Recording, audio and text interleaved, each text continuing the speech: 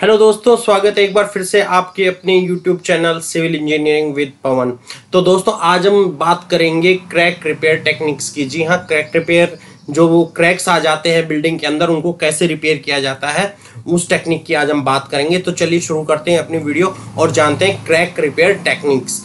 दोस्तों यहाँ पे आज हम 5 क्रैक रिपेयर टेक्निक्स की बात करेंगे, जिसके अंदर एक है sealing with epoxies, routing and sealing, stitching, external stress, overlays. तो चलिए अब इनको एक एक करके डिटेल में समझते हैं कि ये क्या क्या होती है और इनका क्या क्या प्रोसेस होता है। तो दोस्तों सबसे पहले बात करते हैं सीलिंग विद एपॉक्सीज का।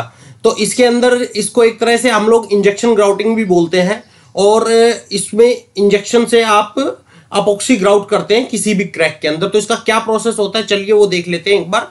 Injection epoxy bonding compounds in high pressure into cracks, यानी एपॉक्सी जो बॉन्ड्स होते हैं उनको इंजेक्ट करते हैं हाई प्रेशर से क्रैक्स के अंदर। तो उसका प्रोसेस क्या होता है, पहला जो काम करते हैं वो करते हैं drill into the cracks, cracks के अंदर ड्रिल करते हैं। Flush out the cracks by injecting water other solvents, जो मतलब क्रैक्स होते हैं उसको इंजेक्टिंग पानी डाल के या और दूसरा सॉल्वेंट डाल के उनको अच्छी तरह साफ किया जाता है। उसके बाद ड्राई द सरफेस, उसके बाद सरफेस को ड्राई किया जाता है, और उसके बाद epoxy injection into the holes, या फिर उसके बाद एपॉक्सी जो होते हैं होल्स के अंदर इंजेक्ट किए जाते हैं। क्यूरिंग ऑफ एपॉक्सीज, उसके बाद जब सूख जाती है तो उनको क्यूरिंग किया जाता है। और remove surface sealing by grinding, जो सरफेस के ऊपर सीलिंग्स आ जाती हैं उनको ग्राइंडिंग से दूर, मतलब सरफेस को स्मूथ कर दिया जाता है काट के, ग्राइंडिंग करके। ये आपको मैंने पिक्चर्स लगाई हैं, इनमें आपको दिखाई भी दे रहा होगा। इस तरह क्रैक्स के अंदर जो होते हैं ग्राउट करते हैं छेद के अंदर निपल्स, और उसके बाद इस तरह से ये प्रोसेस होता है। इसके अंदर हाई प्रेशर से एपॉक्सी अंदर भर देते हैं, और जो फिर ये निपल्स बाहर निकलते हैं इनको ग्राइंडिंग से काट के बराबर कर देते हैं। तो चलिए देखते हैं दोस्तों, दूसरा प्रोसेस है अपना routing and ceiling. Routing and ceiling के अंदर दोस्तों पहले simplest and most common inexpensive method है ये, मतलब बहुत ही साधारण और बहुत ही सिंपल और कम एक्सपेंसिव मेथड है ये, for both fine and large isolated cracks. मतलब दोनों तरह के लिए, छोटे और बड़े क्रैक्स दोनों के लिए मेथड बहुत ही कारगर होता है। This method involves enlarging the cracks along the exposed face and ceiling it with a suitable joint sealant. ये मेथड के अंदर जो क्रैक की फेस होता है, जो एक्सपोज फेस होता है, उसके अंदर सुटेबल जॉइंट सीलेंट भर के उसको सील किया जाता है। ये इस प्रोसेस, जो राउटिंग एंड सीलिंग मेथड है, इसके अंदर ये प्रोसेस फॉलो किया जाता है।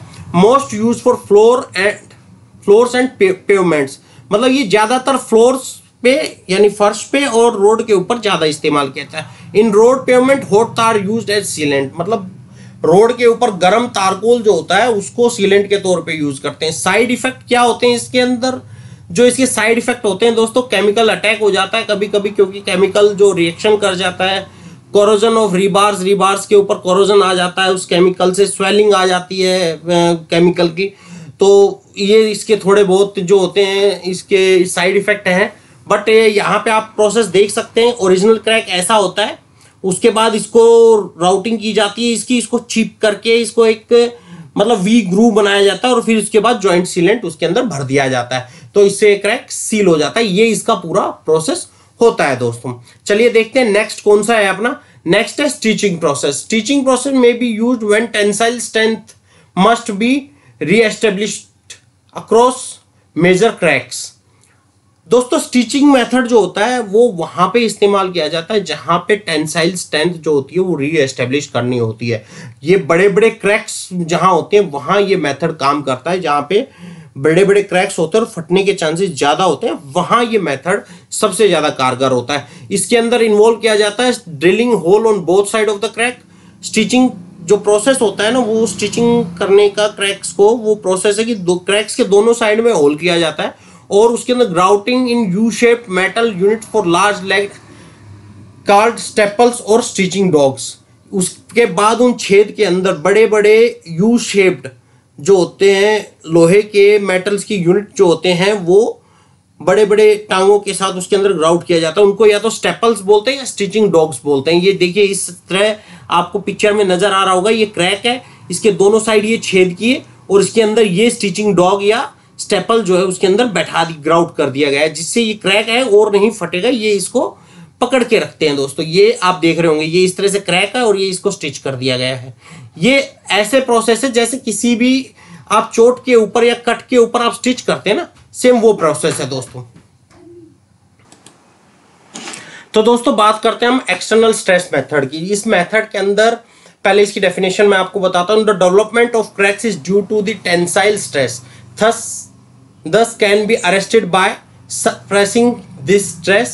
Crack can be closed by introducing a compression force to cover from the tensile stress. The compression force is applied by pre-stressing wire or rods or wedging by opening the cracks and filling with expanding botrite by jacking and grouting और by actual driving wages. या दोस्तों अगर मैं इसको हिंदी में बता दूं, आपको हिंदी में समझा देता हूं कि कोई भी क्रैक, जब ऐसे क्रैक ये आप देख रहे हैं, इसके अंदर ये स्लैब हो गई, इसके अंदर एक क्रैक डेवलप हो गया है और ये डेवलप हुआ है टेंसाइल स्ट्रेस से। तो क्या करते हैं, दोनों साइड से इसको प्रेस करके ना, बीम को प्रेस करके दोनों साइड से खींच के इस क्रैक को बंद किया जाता है, अरेस्ट किया जाता है। तो इसके अंदर ये बीम के अंदर 2 छेद किए जाते हैं, इनके अंदर एक रोड डाली जाती है और यहां से इसको दबा के या इसको खींच के इस क्रैक को प्रेस करके बंद कर दिया जाता है और फिर इसको प्रॉपर वे से ग्राउट कर दिया जाता है। ग्राउट करके इसको पेस्ट कर दिया जाता है। ये देखिए खींचने का थ्रू किसी प्री स्ट्रेस रोड से या वायर से इसको खींच के बंद कर दिया जाता है। ये होता है एक्सटर्नल स्ट्रेस, यानी बाहर से स्ट्रेस देके बाहर से स्ट्रेसिंग करके क्रैक को बंद करना, वो होता है एक्सटर्नल स्ट्रेस मेथड। तो दोस्तों अब हम जानते हैं ओवरले मेथड। ओवरले मेथड क्या होता है दोस्तों? Used a seal cracks used when a no number of cracks, treating each crack is expensive. Active cracks, overlay done with material which is extensible but not flexible, polymer membrane and top coat of tar. Dormant crack, any type of overlay may be used. Example, polymer modified Portland cement mortar or concrete or by silica fumed concrete. दोस्तों overlay क्या होता है, किसी भी को बहुत छोटे छोटे अगर क्रैक नजर आते हैं और उनको एक एक करके भरना बहुत महंगा पड़ता है, तो उसके ऊपर एक लेयर और दूसरे मटेरियल की डाल दी जाती है। तो वो एक्टिव क्रैक्स में भी और डोरमेंट क्रैक्स दोनों में काम करता है। ये ओवरले डन किया जाता है किससे?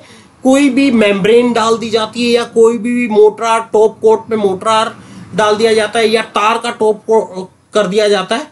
तो इसको प्रोसेस को बोलते हैं ओवरले मेथड। तो दोस्तों कैसी लगी आज आपको वीडियो? दोस्तों अगर वीडियो अच्छी लगी हो तो प्लीज लाइक कीजिए, शेयर कीजिए और सब्सक्राइब कीजिए। और हाँ, जाते जाते चैनल को सब्सक्राइब जरूर कर लीजिएगा ताकि आने वाले समय में जो भी लेटेस्ट वीडियो है वो आप तक सबसे पहले पहुंचती रहे। तो मिलेंगे नेक्स्ट वीडियो में, तब तक के लिए अलविदा दोस्तों।